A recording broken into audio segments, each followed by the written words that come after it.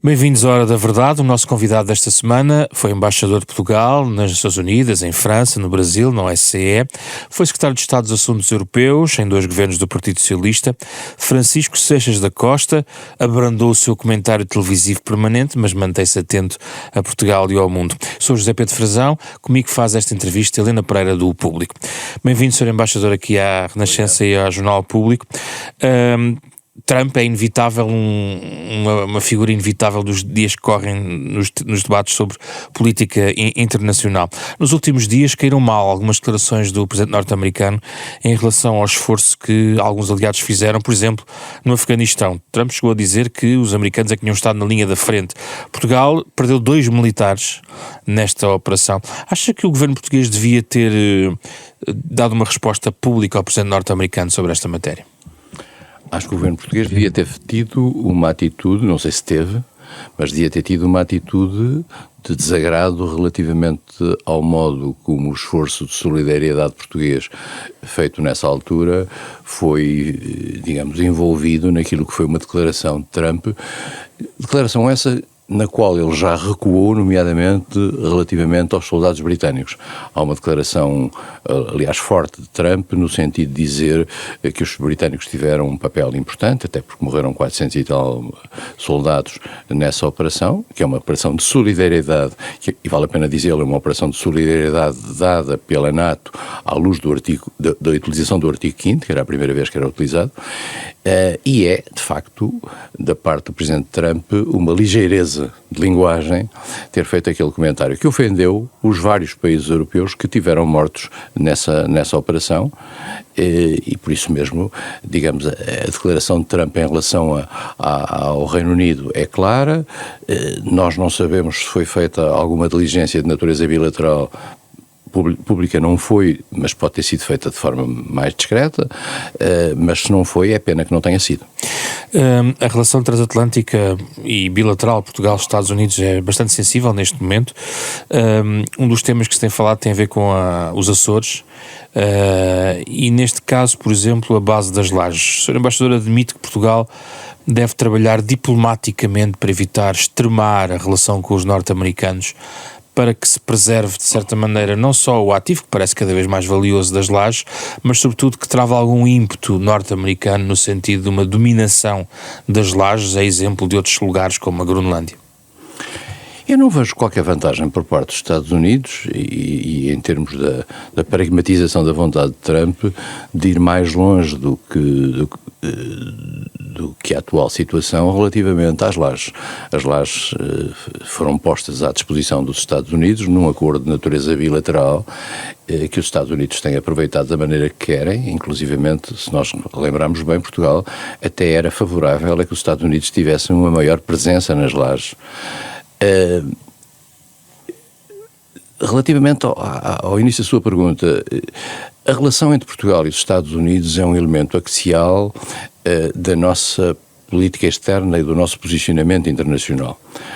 Nós não saímos do sítio onde estamos geopoliticamente, somos um país atlântico, tivemos sempre ao longo da história do século XX e até do século XIX uma relação importante com o outro lado do Atlântico e mais do que isso, quer no quadro da NATO, quer no quadro da União Europeia, Portugal foi sempre dos países europeus que cuidou mais naquilo que era a necessidade de preservação e aculturação de uma relação transatlântica, em particular com o Reino Unido, durante o tempo em que o Reino Unido esteve na União Europeia, mas também com outros países europeus, nomeadamente com a Holanda, numa certa altura.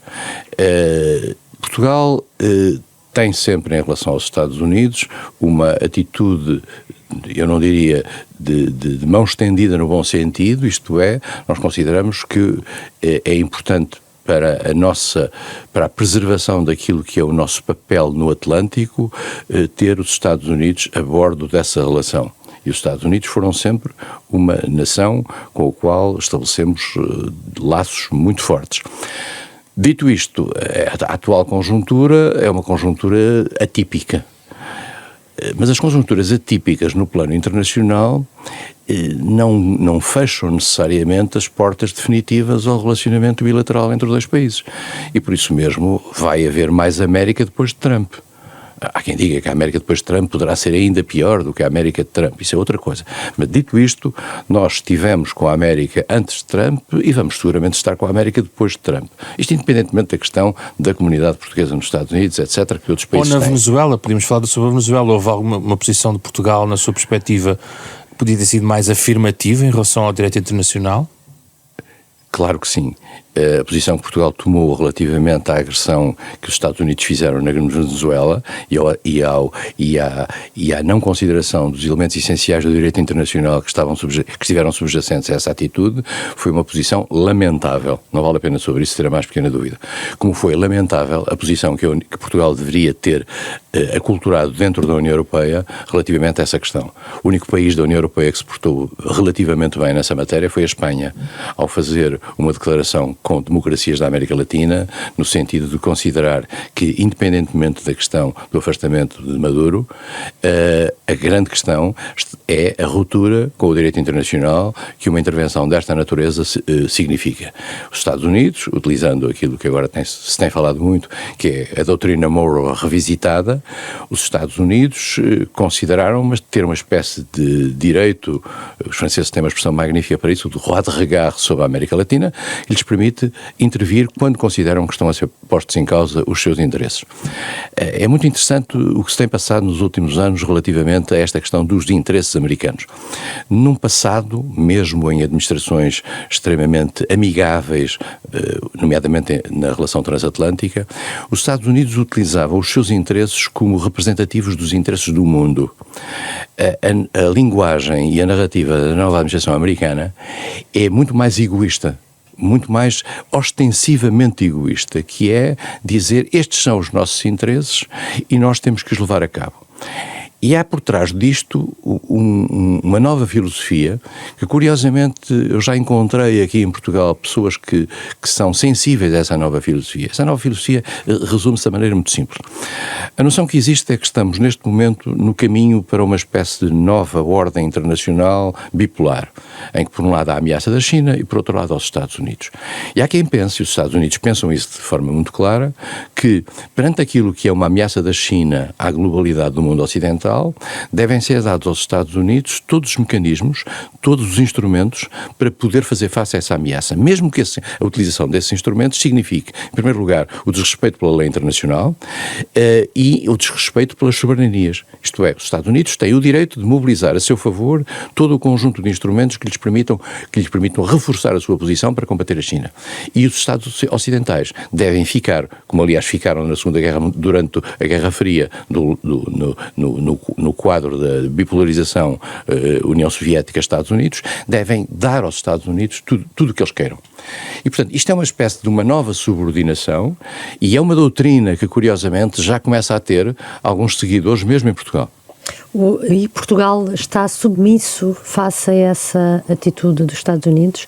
Quando foi o caso da Venezuela, por exemplo, nós vimos o Ministro dos Negócios Estrangeiros dizer que as intenções de Trump tinham sido benignas e por isso é que não fez qualquer reparo. Um Estado como Portugal,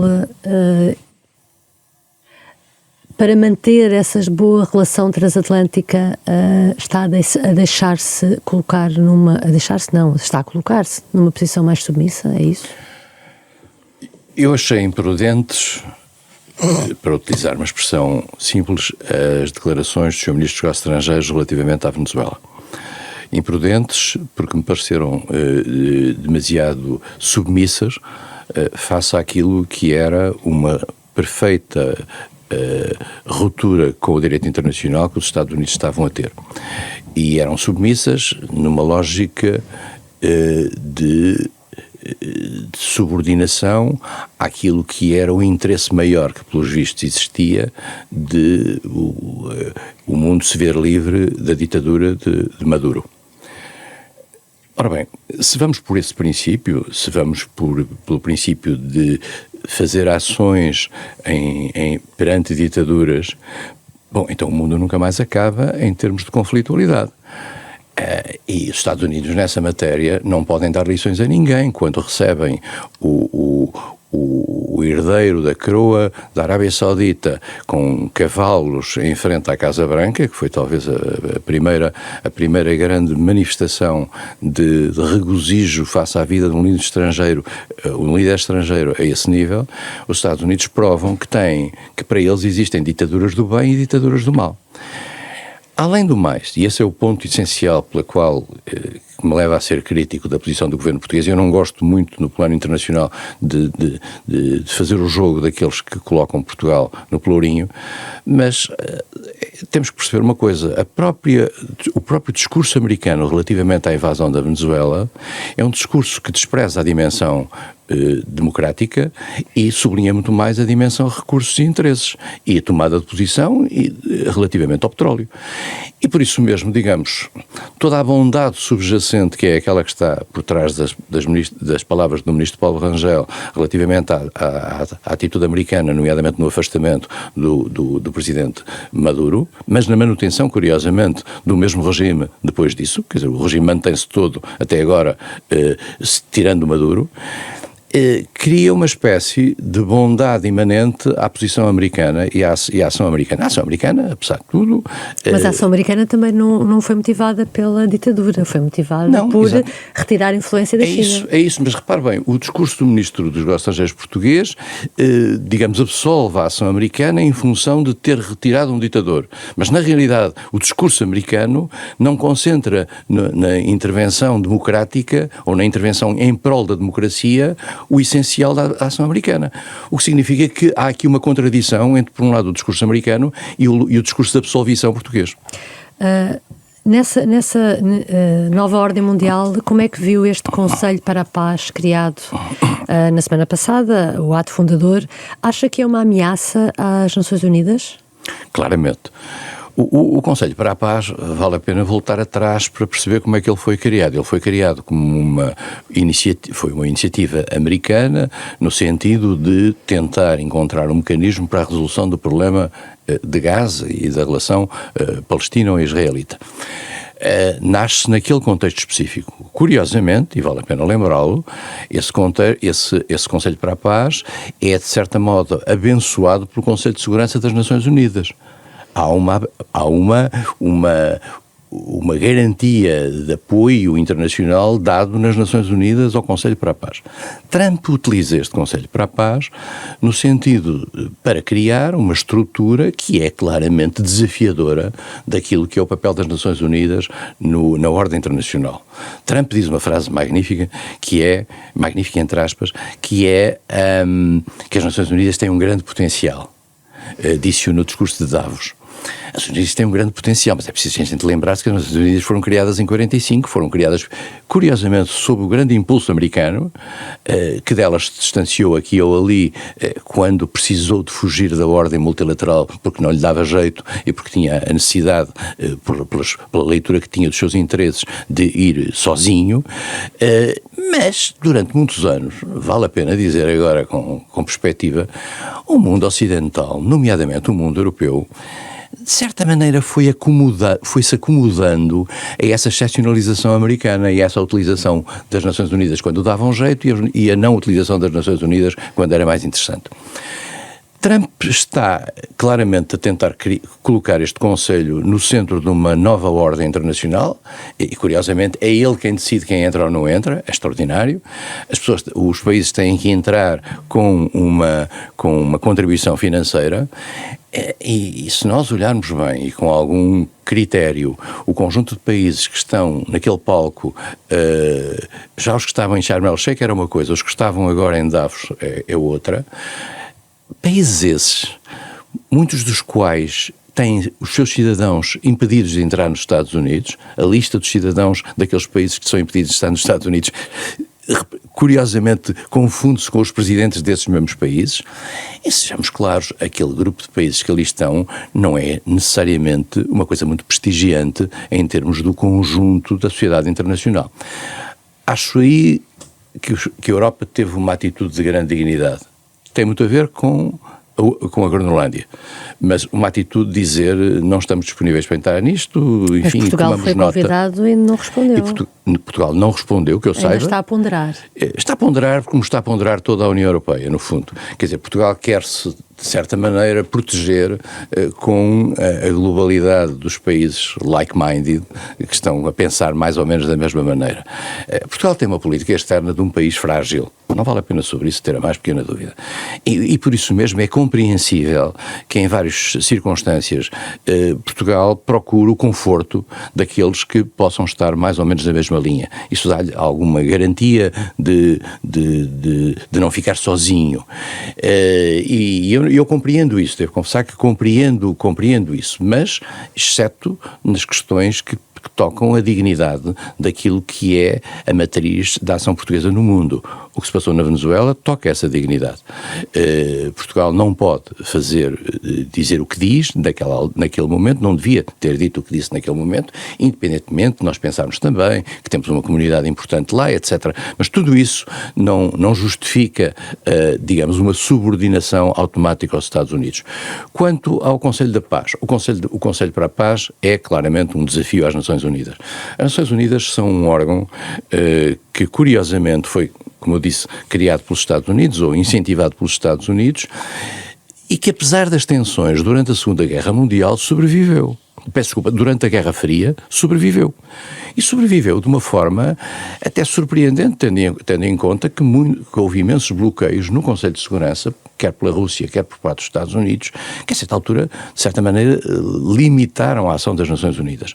Agora, eu também gostava de voltar a lembrar uma coisa que normalmente é esquecida. As Nações Unidas não são só o Conselho de Segurança, não são só as questões da paz. As Nações Unidas é uma pleiade de instituições que a sociedade internacional foi criando durante o século XX, que é o ano de expansão do mundo multilateral, e essas instituições são hoje um elemento essencial para a regulação à escala global. O ataque de Trump às Nações Unidas não é só pelo Conselho da Paz, é também, por exemplo, pela decisão de sair de 66 organizações multilaterais que estão presas às Nações Unidas. Isso sim, porque essas organizações multilaterais têm uma regra básica que é cada país paga de acordo com as suas possibilidades e, naturalmente, o país mais poderoso do mundo, mais rico do mundo, era quem pagava mais e muitas das ações dessas organizações estão dependentes do financiamento americano. Mas o alinhamento de Portugal com organizações multilaterais como as Nações Unidas não recomendaria um não ao Conselho da Paz por parte de Portugal? Eu acho que nós devemos articular a nossa posição com a União Europeia nessa matéria. O que eu acho é que a União Europeia tem tido ao longo dos últimos anos, e Trump em particular, com os anos de Trump em particular, mas não só, uma atitude de alguma tibieza face à necessidade que a União Europeia deveria ter sentido de proteger o mundo multilateral. Nós verificamos que as Nações Unidas não estão hoje na primeira linha de preocupações da União Europeia. Ora, a União Europeia é precisamente a entidade internacional que, a meu ver, teria mais obrigação, em função dos seus valores e dos seus princípios e daquilo que é a sua própria identidade, de proteger as Nações Unidas neste período. E tenho pena que o não tenha feito. Quanto a Portugal, não tem sentido, na minha opinião, Portugal ter relativamente a questões pontuais, como por exemplo é o caso do Conselho para a Paz, atitudes de natureza unilateral que não tenham sido discutidos no quadro europeu. E devo dizer, o quadro até agora, os países europeus têm sido de uma firmeza, volto a dizer, muito ligada à provocação feita por Trump relativamente à Groenlândia, e acho que se tem mantido de forma decente nesta matéria. Veremos em que medida é que esta posição se mantém em permanência ou se, de repente, não vamos assistir a uma partilha dentro das Nações Unidas. Temos que perceber, dentro do Conselho, dentro da União Europeia, com efeitos no Conselho da Paz. Temos que perceber que estava sentado no palanque de Davos a apoiar Trump no Conselho da Paz, Viktor Orbán. O que significa, portanto, que já há países dentro da União Europeia que se destacaram. Já agora acha que Portugal deve reforçar ou dar um sinal militar em relação à Groenlândia, enviando também soldados, um destacamento, algo que pudesse sinalizar também, a exemplo de outros países europeus? Aí já vejo a questão mais no quadro NATO. Eu acho que se esse sinal é para dar relativamente a uma ameaça americana, não tem sentido. Aliás, os 45 militares que lá estiveram não vão seguramente fazer face a nenhuma, é um pelotão e meio em termos militares. A questão não é essa. Eu acho que Portugal deve dar à Dinamarca e no quadro NATO a expressão da sua solidariedade absoluta com aquilo que é um território NATO ameaçado, que possa estar ameaçado. Mas se o território NATO é ameaçado por outro país de NATO, a questão não se pode colocar da mesma maneira. Mas é o fim da NATO ou não? O fim da NATO será determinado pelos Estados Unidos. A NATO, eu não queria relembrar uma frase de Emmanuel Macron aqui há uns anos, quando disse que a NATO estava em morte cerebral. A NATO estará em morte cerebral ou não no dia em que aquilo que é o elemento essencial da vida da NATO, que é a possibilidade potencial de utilização do artigo 5º, deixar de existir. No dia em que os Estados Unidos acabarem com o automatismo da reação perante uma ameaça externa, a NATO acaba. A NATO vale a pena lembrar como é que a NATO foi criada e como é que ela evoluiu. É criada durante o tempo da Guerra Fria para combater a União Soviética, depois entra num momento de, aparente, parecia quase uma organização não governamental a seguir ao fim da Guerra Fria, e de repente a agressão russa à Ucrânia dá-lhe uma outra vitalidade, e a NATO, devo dizer, foi não só extremamente capaz de organizar aquilo que foi o apoio militar à Ucrânia, como se tornou num elemento identitário para a Europa, e a prova provada é a adesão da Finlândia e da Suécia. A NATO, a certa altura, tornou-se apelativa para países que tinham no seu DNA uma atitude neutralista. E, portanto, a NATO tem essa vantagem. Mas essa vantagem da NATO só existe enquanto o artigo 5º, que não é um artigo automático da ação militar, estiver lá em fundo de cena. O artigo 5º, vale a pena dizer, se amanhã a Rússia decidir atacar a Lituânia ou a Polónia, o artigo 5º pode-se aplicar, mas não se aplica necessariamente com uma bomba atómica sobre Moscovo. Quer dizer, as coisas têm uma proporcionalidade. Os Estados Unidos não vão entrar numa guerra mundial por causa de uma incursão de 10 km dentro da Lituânia. As chamadas linhas vermelhas têm que ser medidas em função do tipo de ação. Mas nós não podemos excluir que a Rússia possa ter tentado a testar o artigo 5º de forma limitada. E aí teríamos que ver, e julgo que a NATO tem isso estudado, o tipo de reação que a NATO teria nessa matéria. E, portanto, enquanto nós sentirmos, e não sei se sentimos, confesso, hoje em dia, que os Estados Unidos estão do nosso lado perante uma ameaça que possa ser feita a fronteiras NATO, a NATO existe. No dia em que os Estados Unidos não nos derem essa garantia, a NATO é uma organização de cooperação militar que vale o que vale. Em relação à questão da Ucrânia, foi muito comentado o discurso de Zelensky em Davos, queixando-se, nomeadamente da Europa, a comunidade internacional, dizendo que se estão a esquecer da Ucrânia. É um pouco em contradição com o que acaba de dizer em relação ao esforço que a NATO fez em relação à Ucrânia. Como é que vê o discurso de Zelensky, ou como é que o interpreta?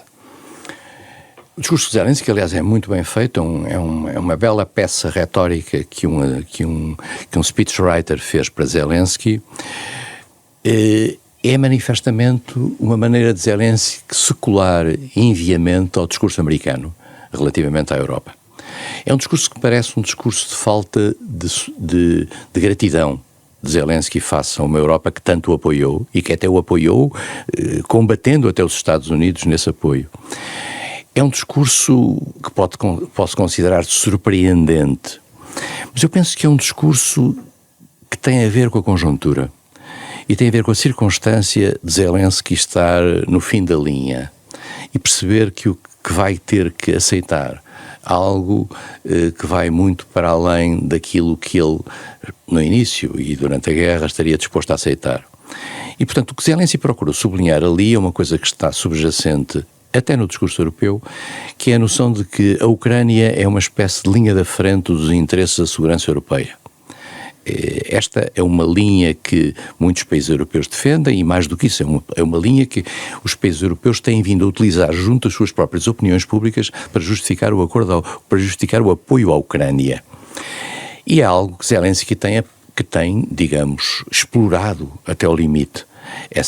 A noção de que nós somos a vossa fronteira, nós estamos aqui a morrer, porque amanhã, depois de nós, é o resto da Europa. Um acordo de cedências territoriais pela Ucrânia não pode ser lido nessa perspectiva como uma certa traição ao apoio europeu das opiniões públicas europeias e dos governos ao fim deste tempo de guerra? Não sei, porque há setores da opinião pública europeia. Nós não sei se temos uma opinião pública europeia como tal. Nós temos várias opiniões públicas europeias, algumas mais sensíveis à questão ucraniana, outras provavelmente até pela sua própria geografia e pela sua geopolítica menos sensíveis. E depois também há o elemento de cansaço que começa a marcar muito a opinião pública europeia. Eu acho que Zelensky percebeu, porque esse é o dictato americano, que vai ter que ceder território. E a questão que se punha ali é se, perante a necessidade de ceder esse território, como é que Zelensky protege o resto da Ucrânia. E aí levantam-se dois problemas, que é Zelensky a Ucrânia vai entrar para a NATO ou não, isto é, a União Europeia está disponível para aceitar a Ucrânia, para a União Europeia. Quanto à NATO, já se percebeu que são os próprios Estados Unidos que não querem a Ucrânia na NATO. Já Biden não queria a Ucrânia na NATO.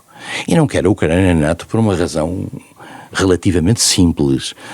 Pela simples razão de que um país que está numa tensão quase limite e de guerra com um adversário e que o atinge no seu próprio território, colocar a NATO neste terreno significaria a NATO entrar em guerra com a Rússia.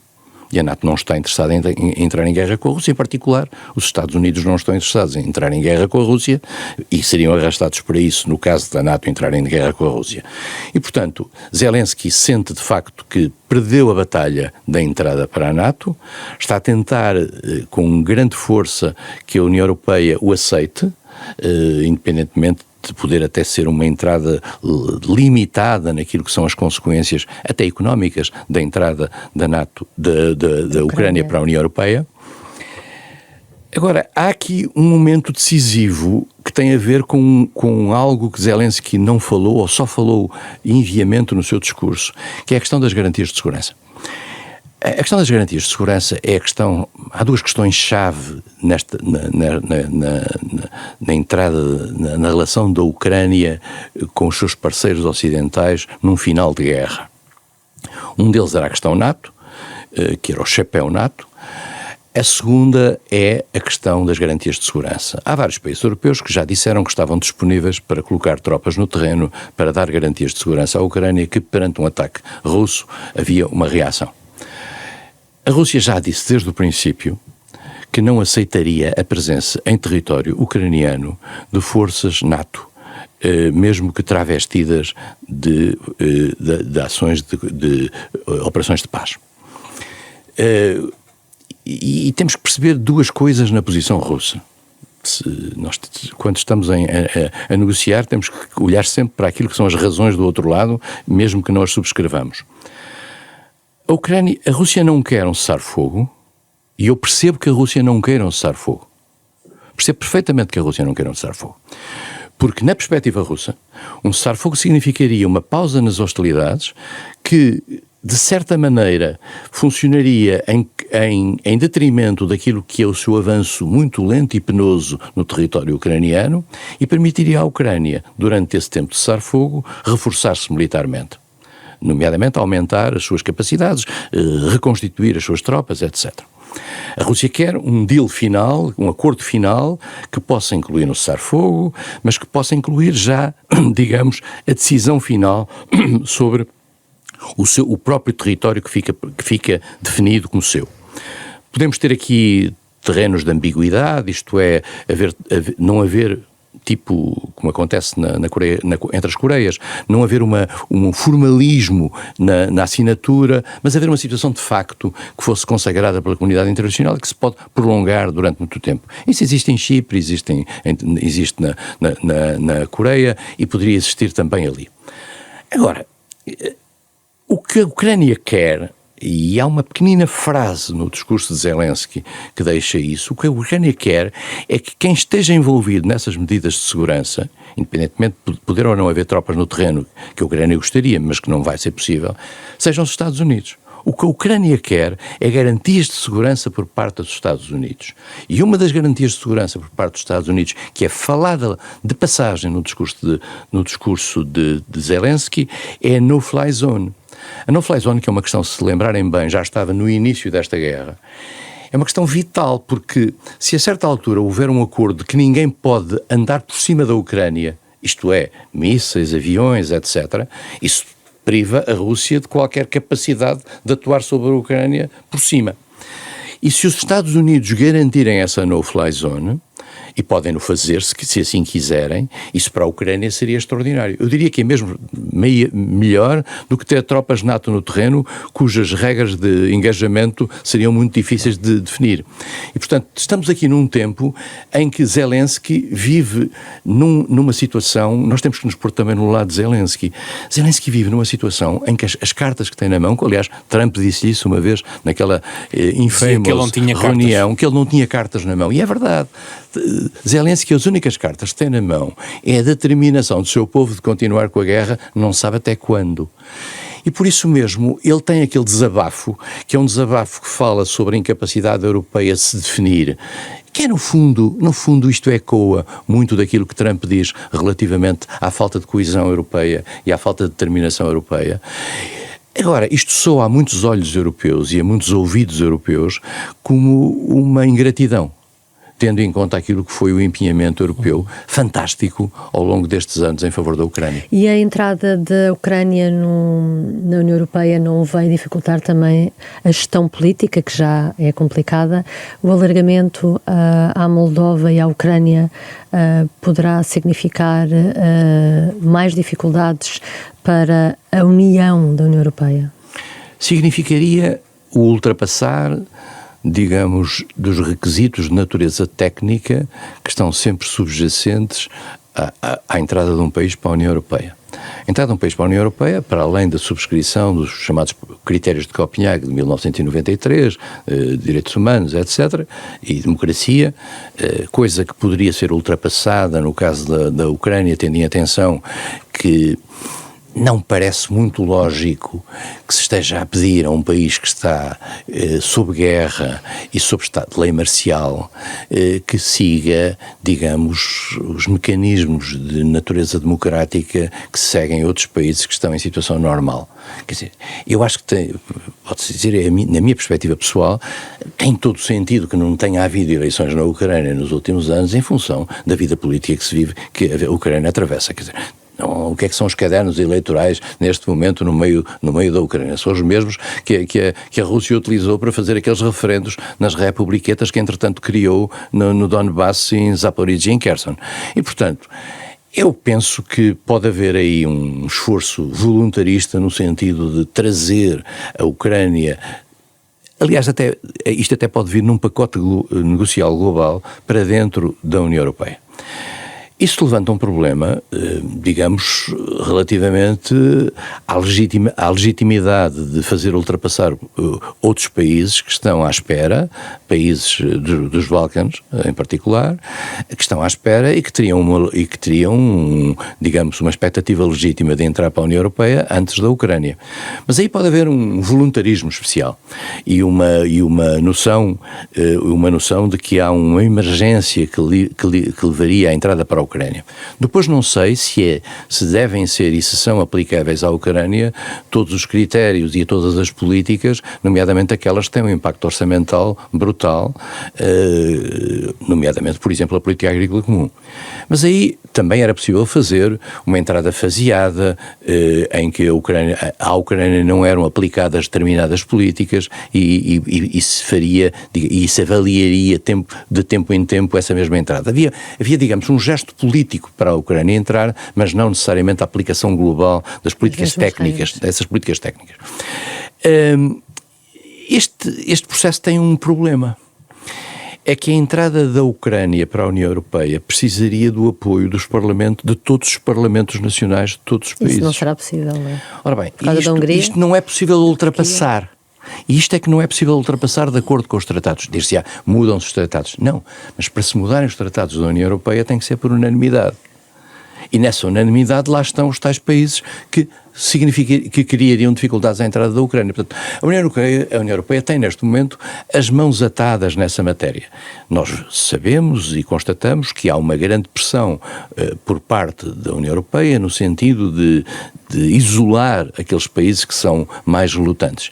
E a União Europeia tem normalmente alguns mecanismos pouco ortodoxos para tratar com esses países, isto é, fazer pressão noutras políticas, levá-los a chegar à conclusão que se calhar não é serem os troublemakers, não é necessariamente a fórmula para estar.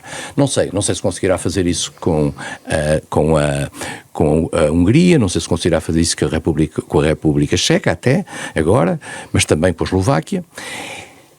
E em particular, se houvesse a tentação, e eu acho que não vai haver, de colocar a Ucrânia dentro da União Europeia com a aplicação global de todas as políticas, muito seguramente os mesmos setores que agora se mobilizaram contra o acordo UE-Mercosul estariam nas ruas contra a entrada da Ucrânia. A Ucrânia representaria, para o nível da política agrícola comum, um peso brutal.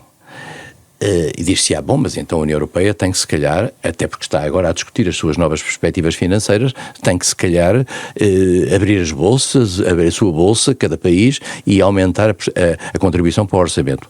Não há consenso dentro da União Europeia para aumentar a contribuição para o orçamento, porque a contribuição para o orçamento vinha em paralelo com a necessidade que muitos desses países tiveram já de fazer para se acomodar ao caminho para os 5% no âmbito da NATO. Isto tem consequências naturais, não vale a pena escondê-lo. Andou aí muita gente a dizer, isto não impacta nas políticas sociais. Tem consequências nas políticas sociais. E diz-se, bom, mas paciência, tem consequências nas políticas sociais, temos que viver com isto porque é o nosso interesse. Pois, mas é que a União Europeia são 27 Estados-membros democráticos, sujeitos a opiniões públicas diferentes. País, e algumas opiniões públicas, se calhar, não estão disponíveis para fazer esse esforço. E temos também a perceber uma coisa, muitos dos governos dentro destes 27 não são governos poderosos com uma grande capacidade de convicção da sua própria opinião pública. São governos frágeis, são governos de coligação, são governos que têm eleições daqui a 6 meses. A União Europeia vive com este drama que é ter uma diferenciação nos seus modelos interiores. Nós não somos um país, nós somos 27 países com 27 opiniões públicas, com agendas nacionais diferentes, mais do que isso, com medos diferentes. Quer dizer, se eu estivesse na Estónia, na Letónia, na Lituânia, na Polónia, na Roménia, na fronteira com a Rússia, eu estaria, ou nas fronteiras próximas da Rússia, eu estaria com uma atitude. Há países que estão do lado de cá e que não têm necessariamente os mesmos medos. E se calhar o grande medo deles é verem que aquilo que os levou a estarem dentro da União Europeia, nomeadamente aquilo que era o reforço e a capacidade das políticas sociais que garantiam a boa vontade do povo relativamente ao empenhamento financeiro, se calhar isso não é possível de manter se essas políticas sociais forem diminuídas. Vamos só regressar a Trump por causa da política interna, que tem a ver com a recente intervenção musculada do ICE no Minnesota. Acha que pode ser o início de uma revolta contra Trump? Eu nos últimos dias, a minha grande preocupação tem sido tentar perceber, porque nós vemos os canais americanos e vemos canais americanos diversos. O que é que a América pensará de tudo isto? Porque se eu olho para a CNN é uma coisa, mas se olho para a Fox é outra. Quer dizer, e, portanto, eu não consigo tirar um saldo global, porque eu leio o New York Times, mas não leio os jornais conservadores, quer dizer, e portanto, tudo dá sinais de que esta ação musculada, nomeadamente aquela que teve agora lugar no Minnesota, e depois estas mortes pontuais, são coisas muito importantes porque têm um impacto brutal, criaram, da parte da própria administração de Trump, deram-lhe um sinal de alerta. aquilo que aconteceu relativamente à titularidade da liderança do processo do ICE dentro do Minnesota é qualquer coisa. Tendo em atenção aquilo que era o discurso avassalador que Trump estava a ter e que todos os seus colaboradores ecoavam, de repente há aqui um recuo. Este recuo tem significado e é lido em todos os Estados Unidos como um recuo. O que prova uma coisa que eu sempre pensei desde o início em relação a esta administração de Trump. Nada travará Trump a não ser os americanos. Não vale a pena pensar que são os europeus, ou que é o mundo, ou que é a Groenlândia, ou que é a NATO, ou que é a Ucrânia, ou que é a China. Os Estados Unidos são determinados os Estados Unidos determinarão o fim de Trump. E não será o mundo, por muito que possa contribuir para isto, que determinará o fim de Trump. E talvez por isso é que nós assistimos nos últimos tempos, para mim com um imenso espanto, ao silêncio ensurdecedor das grandes lideranças democráticas do passado relativamente aos impactos externos da ação de Trump. Não se ouviu uma palavra de Obama, não se ouviu uma palavra de Bill Clinton, não se ouviu uma palavra de Hillary Clinton, não se ouviu uma palavra de Al Gore, não se ouviu uma palavra de Kamala Harris relativamente à questão da Groenlândia, relativamente à questão da Europa e à bufetada que os Estados Unidos deram à Europa. Já se começou a ouvir esses mesmos líderes a pronunciarem sobre esta questão do Minnesota e sobre o ataque àquilo que é a ordem interna americana. E eu aqui há tempos confrontei um amigo americano com isso. Porquê é que estes líderes democráticos não aparecem? E não aparecem em primeiro lugar porque eles não querem gastar as suas munições naquilo que não é para os americanos a coisa essencial, que é a sua imagem externa. Eles querem gastar as suas munições no plano interno, naquilo que é o choque no plano interno. E aí está. Já se viu declarações de Clinton, já se viu declarações de Obama, etc. Porquê? Porque nós sabemos e sabíamos do passado que as relações externas não são propriamente algo que sobredetermine a atitude dos líderes americanos. Eu chocou-me muito não ver os líderes americanos que titularam uma outra América, a América de mão na mão com a Europa, a América do multilateralismo, mesmo à la carte, se os Estados Unidos assim o fizeram, e mesmo sublinhando aqui ou ali o seu excepcionalismo, mas essa América calou-se completamente. Porquê? Porque está de facto concentrada nesta questão interna que começa, a meu ver, a ser uma questão que Trump também começa a medir. Vamos ver se essa medição ainda vem a tempo de ter algum efeito nas midterm elections de novembro. E se isso tem consequências, porque se nós olharmos para aquilo que é a relação de forças dentro do Congresso, nós verificamos que Trump não está assim tão à vontade quanto isso e que um desequilíbrio pode provocar qualquer coisa. Mas não nos deixemos iludir, em particular, por uma coisa que aconteceu nos últimos dias, que foi algumas vozes republicanas contra Trump.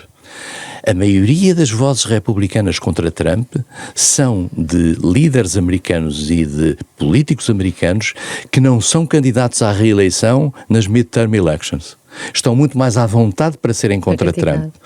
Porque os republicanos que estão em risco, cuja sua reeleição ou eleição está em risco nas midterm elections, são muito mais cautelosos. Porque, apesar de tudo, uma palavra de Trump contra eles e uma mobilização de Trump contra eles na cultura republicana pode ser detrimental das suas ambições. E do lado dos democratas, quem é que gostaria que emergisse como o futuro líder? A tradição americana é que a tradição americana foi rompida, curiosamente, por Trump na penúltima eleição. Mas a tradição americana é que, após umas eleições, em particular até às primeiras midterm elections, mas depois mesmo até às primeiras eleições em que há uma reeleição normal, não emergem grandes figuras, particularmente nos primeiros 2 anos. E, portanto, o que assistimos aqui foi ao governador da Califórnia, que foi também fazer o seu número a Davos. Temos visto algumas reações de um setor muito respeitável, mas pouco eficaz dentro do Partido Democrático, que é Bernie Sanders, que é Alexander Ocasio-Cortez. mas que não são figuras que podem reclamar-se para ter uma capacidade de fazer renascer das cinzas o Partido Democrático, porque vale a pena vermos o que se passou a seguir a Trump 1. O Partido Democrático foi buscar uma personalidade que era uma espécie de média aritmética para ganhar a Trump. Biden não representava na altura aquilo que nós ouvíamos contra Trump. Biden representou uma cara para ganhar a Trump. E, portanto, os democratas devem andar à procura de alguém para ganhar a Trump. Vai ser extremamente difícil, obviamente, no final, porque Trump, em princípio, terá que ser substituído, e agora vai-se pôr o problema se é J.D. Vance, se é Marco Rubio, etc. E pode ter também graça perceber esta luta interna dentro do Partido Republicano, e mais do que isso, dentro do grupo MAGA, que tem também ele próprio algumas divisões. Mas, portanto, eu acho que é normal não aparecer ninguém nesta fase. Nestes primeiros 2 anos não é vulgar aparecer nos Estados Unidos, como aliás nos países presidencialistas desta natureza, o caso do Brasil é outro, não há líderes da oposição no primeiro tempo do primeiro mandato. Não surgem. Eles vão surgindo depois com as primárias, etc., e vão emergindo, até porque as primárias permitem-nos depois dar uma cara nacional. Não deve ser fácil a líderes nacionais, particularmente com uma comunicação social, como está hoje muito trabalhada dentro dos Estados Unidos, não deve ser fácil a determinadas personalidades democráticas terem uma expressão nacional. Nós estamos a falar de um país muito grande, de um país com lógicas de Estados diferentes, e, portanto, acho que estamos a tempo de ver, neste momento, o que é que os democratas vão fazer, não é muito claro. Newsom é provavelmente a figura que melhor aparece, tem aquele ar kennediano, que de certa maneira me faz lembrar Coutinho de Figueiredo, mas não sei em que medida é que, digamos, é claramente a personalidade passível de ser uma alternativa a Trump. Caminhamos para o final da nossa conversa. Gostava de perguntar ainda, na arena internacional, muita gente comentou, colocou o seu like, como agora se diz, no discurso de Mark Carney, primeiro-ministro do Canadá. Para além da retórica, que efeitos terão aquelas palavras? Apenas e só um discurso muito bem feito? É um discurso muito bem feito, é um discurso corajoso, porque o Canadá não é um país qualquer relativamente aos Estados Unidos. Nós durante muitos anos andamos aqui na Europa a autopunir-nos relativamente à questão da participação no financiamento da nossa defesa. Não chegávamos aos 2%, não chegávamos aos não sei quê, esquecíamos-nos todos que o Canadá tinha das percentagens mais baixas em matéria de contribuição para a defesa. E ninguém dizia nada. E ninguém dizia nada porquê? Porque o Canadá é um free rider dos Estados Unidos em matéria de segurança e defesa. Está ali num espaço metido entre o Alasca e os Estados Unidos e, portanto, mexia-se pouco. Para compensar isso, financiava a Ucrânia, deu bastante dinheiro para a Ucrânia, etc. E tinha uma operação importante nas operações de peacekeeping e tinha um trabalho importante na própria reflexão dentro da ONU face às questões de paz e segurança. Mas o Canadá estava protegido pelos Estados Unidos. Digamos, a agressividade dos Estados Unidos face ao Canadá, dada por Trump desde o início, o 51º Estado, o governador Carney, etc., provoca, de facto, ali um abalo. Carney faz um discurso muito corajoso, um discurso que é interessante na sua conceptualização e no seu desenho, um discurso que aponta para uma medida de articulação, cooperação, ele fala muito na palavra cooperação, entre as potências médias, mas é um discurso sem consequência, vamos ser claros. Eu sei que é muito bonito e às vezes as pessoas ficam zangadas quando se faz alguma crítica ao discurso de Carney. O discurso de Carney não tem consequência prática, isto é, Carney pode ir tão longe quanto a circunstância da sua conjuntura de envolvimento pelos Estados Unidos o deixarem. E a prova provada foi que depois de algum fogacho relativamente à ida de Carney a Xi Jinping, perante a reação americana, Carney diz aquilo que é óbvio, que nenhum acordo que o Canadá pudesse fazer podia contrariar o acordo que ele tem feito no âmbito da antiga NAFTA, na relação com o México e com os Estados Unidos. E, portanto, Carney voltou um bocadinho atrás. Dito isto, é um discurso de grande dignidade. É um discurso de grande dignidade e, mais do que isso, e o facto de ser dito por um canadiano, com todas as limitações que a situação do Canadá implica no seu relacionamento com os Estados Unidos, mostra coragem. Agora, a consequência prática daquilo é, a meu ver, bastante limitada. E regressamos a Lisboa. Houve uma nomeação não comentada de forma extensiva, mas tem bastante simbolismo nas relações transatlânticas. É uma nomeação do Primeiro-Ministro que decidiu substituir, por razão de saúde do presidente da FLAD, Nuno Brás Sarmento, decidiu escolher Durão Barroso, um antigo presidente da Comissão Europeia, um antigo primeiro-ministro, para a presidência de uma fundação instrumental na relação transatlântica. Como é que viu essa escolha? Eu acho que é uma escolha lógica no quadro de uma relação entre os Estados Unidos que se pretende sólida. Durão Barroso é uma pessoa que em 2003 nas Lajes mostrou aquilo que era a leitura do seu governo de então face aos Estados Unidos, ultrapassando e rompendo até com algum consenso que existia dentro da sociedade portuguesa em matéria de política externa. Mas Durão Barroso é aquilo que se dizia no passado, a man for all seasons. Poucos meses depois, Durão Barroso é nomeado Presidente da Comissão Europeia com a bênção de Jacques Chirac e de Schröder, que tinham sido os dois líderes europeus que mais se tinham oposto, não só à Cimeira das Lajes, como também à aventura americana em 2003 no Iraque. Vem para ser um diplomata especial do governo na relação transatlântica? Não, acho que é uma das poucas figuras portuguesas conhecidas no cenário internacional.